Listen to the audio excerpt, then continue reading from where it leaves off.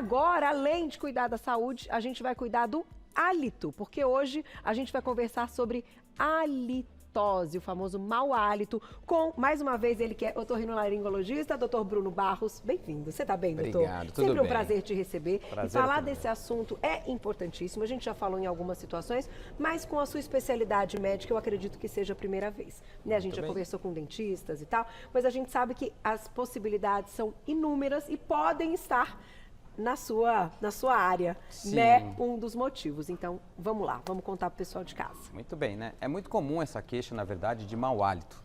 É algo que afeta muita gente e tem diversas causas. Então, quando a gente fala de mau hálito, a gente está falando de uma doença, a gente está falando de um sinal, um sintoma. Um sintoma. E aí a gente precisa identificar muito bem a causa para que tenha o tratamento adequado. O mais interessante, na verdade, é que muitas pessoas não percebem que tem o mau hálito. E isso acontece porque, de tanto que o fluxo passa de ar ali pelo nariz, os receptores de olfato, eles ficam entorpecidos. Então, é como se eles ficassem anestesiados para aquele cheiro constante. É a mesma coisa, se você entrar num ambiente que a pessoa está com um perfume muito forte, no primeiro momento você sente de maneira intensa, depois de alguns minutos ali com aquela pessoa, você já começa a não perceber tão forte. Se acostuma. Você acaba se acostumando temporariamente, é como se fossem escondidinhas, ficasse escondido o cheiro ruim ali. E a pessoa não sabe. E isso gera muito desconforto, porque às vezes outras pessoas próximas não querem falar, olha, tá com mau hálito, precisa ver, dar uma olhadinha, mas é importante que aconteça isso. Então as pessoas que são muito próximas, que deem uma orientação, que deem um retorno, um feedback para a pessoa de, olha, tá um pouquinho com mau hálito, porque melhor isso facilita. Investigar. Exato, a E investigação. esses problemas, doutora, é claro que a gente pode, a gente colocou aqui sinusite, rinite, amidalite e uma infecção, uma inflamação. A gente está falando de problemas pontuais. A pessoa não vai ficar com uma amidalite constante, né? A rinite ainda tem uma parte alérgica envolvida, ainda pode durar um pouquinho mais. Isso. Como é que começa, então, essa investigação? Então, na verdade, quando a pessoa chega no consultório com a queixa de mau hálito, a gente vai primeiro descartar pelas queixas mais comuns. A gente sempre fala, vamos das coisas mais comuns para as coisas menos comuns. Então, a gente tem, por exemplo, óbvio, alterações dentárias, então, alterações de gengiva ou dos dentes, isso ainda é a principal causa. Mas ela vem muito próxima de um outro quadro, que pode se encaixar aqui na nosso quesito de inflamação, que é a inflamação da mucosa do estômago. Então, a gastrite, o refluxo gastroesofágico, ele leva a um hálito mais intenso, né? E isso é importante, porque às vezes o mau hálito pode estar presente sem que haja toda aquela sensação de queimação, de ardor. Entendi, né? Então, a pessoa não percebe. Às vezes a pessoa não percebe daquela maneira. Ela pode sentir que na boca tem um gosto um pouco mais amargo, e esse gosto mais amargo, na verdade, que é o ácido que está chegando em pequena quantidade ali na região da garganta e da boca, levam a um mau hálito, né? Isso é uma causa relativamente muito comum e que não é pensada logo de cara, né, como diagnóstico. A gente tem vários cenários que também vão levar aí com um pouquinho, vamos dizer assim, não tão frequentes quanto a gastrite e as alterações dentárias. A sinusite que a gente tem ali na ponta é uma das causas. Por que a sinusite dá mau hálito? Porque ela é um processo infeccioso, né? tá? Então nós Secreção, temos catarro, pus drenando do nariz e que deveria ser eliminado para a garganta. Então ao escorregar aqui por trás, ele gera um odor, um cheiro ruim e que é expectorado, eliminado pela pessoa. É importante lembrar que a gente tem a sinusite aguda, que é um processo que vem junto com resfriado e que não melhora e que normalmente é uma infecção que vai ser tratada naquele momento. E a gente tem a sinusite crônica. E na sinusite crônica, como não tem a tão intensa dor de cabeça, aquela tosse, aquela sensação tão desconfortável de uma infecção aguda, a pessoa às vezes não descobre tão rapidamente que tem uma sinusite crônica. Para isso é preciso uma avaliação, às vezes com um exame que passa uma câmera por dentro do nariz e às vezes com um exame de imagem. Daqui a pouquinho a gente tem uma sonora da doutora Diana Fernandes, que é cirurgiã dentista, ela vai explicar um pouquinho também, né, dentro da área dela. Antes da gente falar até de amidalite e rinite, doutor, é verdade que ficar muito tempo em jejum ou entrar em cetose também aumentam as chances do mau hálito? Sim, na verdade são duas situações, né? A cetose, que é muito comum nas dietas, né? As dietas cetogênicas, como Atkins, como Duncan, que são a base puramente de proteína e você restringe a ingesta total do carboidrato, elas vão levar à cetose. Cetose é a liberação de um gás, realmente, e que tem um odor muito forte. Então, é comum as pessoas que entram nessa dieta, por um período, tá, principal, que é o período inicial dessas dietas, terem esse mau hálito. Tá. Ficar em jejum muito tempo entra muito próximo da questão da gastrite. A gente tem um excesso de ácido digerindo e sem alimento, substrato ali. Então, isso também gera um pouquinho um hálito mais intenso, vamos chamar assim, né? Outra causa interessante são pessoas que respiram o tempo todo pela boca. Que talvez se encaixe um pouquinho aqui na rinite, né? E mesmo na obstrução nasal. Você respirar de boca aberta vai ressecar muito a mucosa e isso também interfere e também pode levar a mau hálito. Olha que interessante. Eu vou colocar uma perguntinha já, né, Cláudia? Acho que já está pronta. Vamos ver quem escreveu pra gente?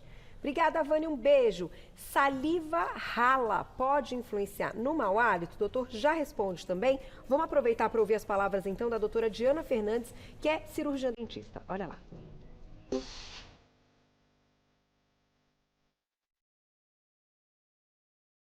Olá, meu nome é Diana Fernandes, eu sou cirurgiã dentista e hoje vou compartilhar com vocês sobre essa doença que acomete milhões de brasileiros, que é a halitose.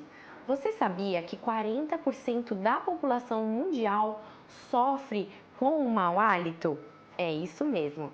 E eu vou contar para vocês quais são os motivos de você ter mau hálito vindo da boca. Primeiro, sujeira na língua. Você já escovou a sua língua também, além dos dentes? Muitas vezes nossa língua fica com aquela placa branca, esbranquiçada, que você olha no espelho. Então, aquela placa deve sair. Você pode escovar com a sua própria escova dental. Existem escovas limpadoras especiais de língua, que você raspa mesmo. E uma dica caseira, caso você não tenha, é usar a sua própria colher. Em casa, separe uma colher para isso e faça uma pressão para retirar, pelo menos de manhã, que é a hora que mais acumula essa placa. A cárie é uma outra origem que pode trazer também um mau hálito. Você sabia que a cárie atinge o dente em lugares que a escova normalmente não chega? E ali ficam restos de bactéria, restos de comida, e isso faz com que tenha um mau hálito. As doenças de gengiva, conhecidas como doenças periodontais, também podem trazer mau hálito. É isso mesmo. A placa bacteriana, junto com restos de alimentos entre o dente e a gengiva, podem causar uma inflamação ou até mesmo uma infecção, causando também bolsas de pus, que o pus traz esse sabor desagradável e também o mau hálito. O tártaro também contribui para que você tenha um mau hálito. Se você fica muitas horas sem comer, pelo menos 4, 5 horas, você diminui seu fluxo de saliva e isso também pode te dar um acúmulo de bactérias que também vai te trazer um mau hálito. E por último, a xerostomia, que é uma doença de falta de saliva. Para esses pacientes, eu indico até usar saliva artificial para ajudar a equilibrar a flora bacteriana, além dos enxaguantes. Eu espero que você tenha gostado dessas dicas e escove bem os seus dentes e língua também. Tchau!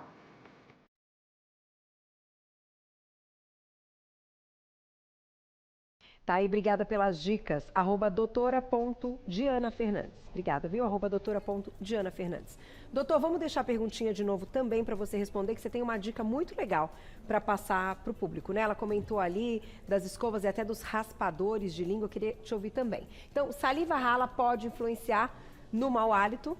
Pode influenciar, né? A gente acabou de ver também com a colega que existem doenças, inclusive, que diminuem a produção de saliva, que a gente chama de xerostomia. Uma doença autoimune, por exemplo, a síndrome de Sjögren, pode levar a pessoa a ter uma falta de saliva e isso sim vai gerar mau hálito na região da cavidade oral. Então é importante, quem não tem uma sensação de boca seca o tempo todo, que procure um médico dentista para que seja feito o diagnóstico e pode ser até uma doença autoimune. E no caso da questão da higienização até da língua, os raspadores são muito eficientes, né? Os raspadores são muito eficientes, porque às vezes ao longo da nossa vida vai se acumulando realmente placas e uma substânciazinha na língua que deixa ela até branca, que a gente chama de saburra. E é importante então o raspador para remover esse excesso, essa capa da língua e aí melhorar o hálito também de maneira indireta. Tá certo. Eu vou colocar a perguntinha do público. Quem escreveu pra gente, olha lá. Aproveitem, estamos ao vivo. Olha lá. na tela. Dani, um beijo, obrigada. Mau hálito pode ser hereditário? Nós vamos fazer o seguinte, nós vamos voando para o intervalo. De volta com o nosso Você Bonita, hoje conversando com o otorrinolaringologista, Dr. Bruno Barros. Estamos falando de halitose, mau hálito, e já tem dicas aí para vocês. Mas antes a gente vai responder perguntinha do público, olha lá. Obrigada, Dani. Mau hálito pode ser hereditário, doutor? Na verdade, não tem uma característica hereditária. Não é que meu pai tem mau hálito, eu vou ter por consequência. Algumas doenças podem ser hereditárias, como a gente falou da síndrome de Sjögren, que às vezes tem uma característica familiar, mas não é obrigatório, vamos chamar assim. Não existe uma causa única que leve a pessoa a ter mau hálito. Tem que ter todos os cuidados e, na presença do mau hálito, identificar a causa para poder ter um bom tratamento. Tem mais perguntinha, olha lá. Obrigada, Silvia, um beijo. A depressão pode causar mau hálito? Então, a depressão, na verdade, assim, uma depressão muito intensa, tá? Ela pode levar a pessoa a não ter um autocuidado. E aí a falta de higiene levar ao mau hálito. E outra situação, na verdade, é o consumo de medicamentos usados no tratamento para a depressão e que podem, por consequência, gerar um pouco de mau hálito, sim. Nesse sentido, então. Nesse sentido. Agora, um ponto talvez interessante, que fica sempre em dúvida, né? Como eu identifico se eu tenho mau hálito se ninguém ao meu redor tem a coragem de me dizer, né? Uma das táticas, pode parecer um pouquinho estranho, mas é passar a língua numa região do corpo, principalmente, por exemplo, o punho, esperar alguns segundinhos e depois cheirar ou pedir para alguém cheirar se o perfume tá bom, né? Fingir que é um perfume. Outra possibilidade é passar um pano ou algum tecido na língua. A gente faz isso no consultório às vezes, né, para não ficar pedindo para o paciente baforar no nosso rosto. A gente passa uma gaze na língua e aí vai cheirar para ver se tem um odor mais intenso. E hoje tem já um aparelhinho que também faz isso. Isso, é interessante que a gente tem, chama-se halitometria, em que você consegue dosar se tem os gases, os principais gases responsáveis pelo mau hálito e qual está mais intenso ali presente. Isso até pode guiar a gente no sentido da origem, da causa, se é uma causa mais gástrica, se é alguma coisa mais de via aérea superior. Então, porque ele mostra quais são os principais gases que estão envolvidos, né? A gente basicamente tem os três principais gases que atuam ali e dependendo de quanto cada tiver presente nesse exame, a gente consegue ter uma ideia. Entendi. Da origem. Da origem. Da halitose. Da halitose. Tá certo. Tem mais perguntinha do público. Olha lá quem escreveu pra gente. Thelma, obrigada, um beijo. O que causa os cásios nas amígdalas e como eliminar? Esse é um ponto muito interessante, né? Entraria aqui no ponto da amidalite, né? A amidalite, óbvio, uma infecção, vai dar mau hálito durante o processo infeccioso, mas existe um quadro chamado amidalite caseosa, que são as formações desse cásio. O que é o cásio? É resto de comida que fica preso nas criptas da amígdala. A amígdala, ela não é redondinha, ela tem buracos. E esses buracos, a comida entra quando a gente engole e fica preso ali e com a ação da saliva vai fermentando e formando umas massinhas branquinhas que tem um odor muito forte e que às vezes o paciente fala, olha, de vez em quando sai, eu estou escovando dente, vejo lá, aperto minha amígdala e sai, ou sai até espontaneamente. Na verdade, não existe um tratamento ou vamos dizer assim, vou usar um enxaguante, não resolve. Vou escovar o dente logo na sequência, não adianta, porque infelizmente é a comida, ao engolir, ela vai ficar presa ali e vai acabar formando. É uma característica da amígdala da pessoa. O que acaba se tornando o tratamento mais eficiente é algo invasivo, infelizmente, que às vezes é a cirurgia de remoção das amígdalas, que acaba com o problema e elimina o mau hálito de vez. Uma tentativa caseira, mas que eu já antecipo, que não é milagrosa, mas que pode ajudar pelo menos e não ser tão invasiva, é pegar um copo, colocar um filete de água oxigenada, acrescentar água para completar o copo, para diluir essa água oxigenada, e você coloca ali e faz um gargarejo na região. A ideia é que a água oxigenada dissolva um pouquinho desse cásium e diminua ali o mau hálito presente por ele, né? Fazer de vez em quando isso, umas 2 vezes na semana, para tentar diminuir. Eu ia te perguntar do gargarejo, doutor. O gargarejo com os enxaguantes em si não resolve. Esses eles não conseguem dissolver vamos dizer assim, esse cálculozinho, essa massinha que foi formada ali na garganta. Precisa obrigatoriamente ter alguma coisa que ajude nesse sentido, e a água oxigenada é a mais simples e mais fácil de encontrar. E os produtos prontos que a gente encontra, então, já, né, para isso, para cuidar do hálito, para deixar depois aquela sensação ali de limpeza, até que ponto, então, eles podem, né, não trazer nenhum problema, porque a gente está falando de algo também industrializado, né? Isso, os enxaguantes sempre tem que ter um cuidado de utilizar aqueles que não têm álcool. Tá. Porque isso acaba afetando a saúde bucal e não é interessante de jeito algum. Agora, os outros, os clássicos que estão presentes na farmácia, eles podem ser utilizados depois da escovação como uma maneira de manter por um tempo um pouco mais prolongado aquela sensação de um hálito fresco, né? Na verdade, eles enganam um pouco, funcionando como aquelas balas que a gente chupa, que dá aquela sensação de frio na região da garganta. É uma falsa sensação, mas persiste um pouco um cheiro, pelo menos num período um pouco mais curto, interessante, e que ajuda quem tem um mau hálito a pelo menos disfarçar um pouco essa questão. Tá certo. Tem mais perguntinha, olha lá quem escreveu pra gente na tela. Obrigada, Cris, um beijo. Quem sofre de refluxo, então, pode ter mau hálito? Pode, aquilo que a gente conversou, né? É uma das causas relativamente comuns de mau hálito, e é importante que a pessoa procure o médico para ser feito esse diagnóstico, porque além de causar mau hálito, pode levar a outros sintomas. Então pode ter desde a queixa gástrica, né, queimação, azia, até queixas altas. O refluxo ele pode gerar um quadro de tosse prolongada, que a pessoa acha que é alergia ou que acha que é uma infecção, e na verdade é o refluxo. Só que muito mais do que o tratamento medicamentoso, é importante ter alguns cuidados. Então, evitar o consumo excessivo de cafeína, que está no café, no chocolate, no refrigerante, no energético. Evitar frutas cítricas de um consumo exagerado, como laranja, limão, abacaxi, tomate, que está presente em tudo. Então, a dieta e a mudança de hábitos é que vão resolver o problema a longo prazo, não o medicamento, como todo mundo acha. Do refluxo, né? Isso. Dá tempo de mais uma, a gente tem uns minutinhos finais, olha lá. Obrigada, Jéssica, um beijo. Qual o tipo mais eficaz de raspador? Aquele de plástico, então, são interessantes para o uso, e tem os outros, né, como é que chama? Como se fosse de cobre? Sim, né? Na verdade, de metal você tem também. Na verdade, assim, todo raspador ele é eficiente.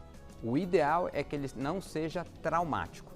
A gente tem desde a possibilidade das escovas no verso terem um raspador, mas esses não costumam ser muito eficientes. E se você procurar em sites de odontologia, você vai encontrar raspadores à venda que são específicos, tá? E que não são traumáticos. Mas o importante é que, na verdade, a escovação com a própria escova já consegue eliminar a maior parte dessa burra que está ali presente na língua. Então, o raspador ele é um complemento muito interessante, mas, na verdade, a escovação da língua também é importante no dia a dia para a gente evitar o mau hálito. Tá certo, bem acompanhada, né?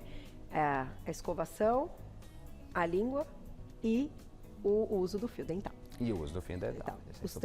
Os três juntos todos os dias. E com a dica do doutor, tenho certeza que vai ajudar muita gente. Quem, né, identificar depois das dicas aí, procure ajuda, como a gente já sabe, tem ajuda, tem que só entender qual o gatilho de tudo isso. Eu vou deixar então o contato do Dr. Bruno para vocês lá nas redes sociais, é o @doutorabreviado.brunobarros, @doutorabreviado.brunobarros. Doutor é otorrino laringologista, tá sempre com a gente, né? Sempre dando aulas aqui, simpatia pura, e é sempre um prazer, viu, doutor? O prazer é todo meu. Obrigada, a gente te espera na próxima para outros papos aí, porque a gente estava comentando durante o intervalo que os bichinhos estão soltos, né, doutor? O negócio tá brincadeira, não. Você volta para dar mais dicas aí com esses bichinhos respiratórios que não tá fácil. Vejo vocês amanhã.